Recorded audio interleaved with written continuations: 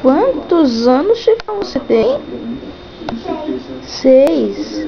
E qual é seu nome mesmo? É o quê? Ah, Chifão. Ah, e tá tudo bem com você, Chifrão? E eu como pão, tá? Oi? E eu como pão, tá? Eu como pão. Você come pão? Eu como pão, tá?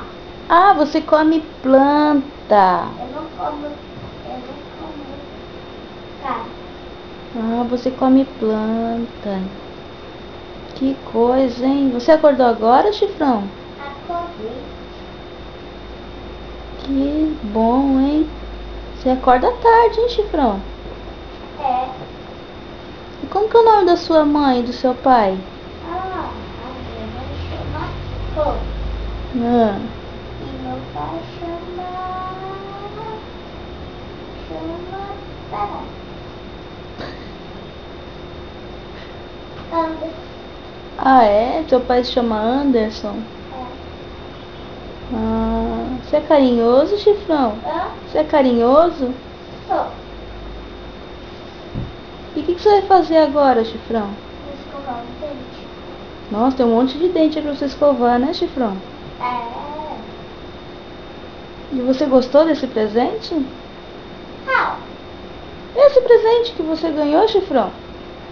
Escovar o dente? É, escovar os dentes. Mãe burra. Não. Ah, é? Você não gosta de escovar os dentes? Não e não. Que bom, hein, Chifrão? Cadê você, Chifrão?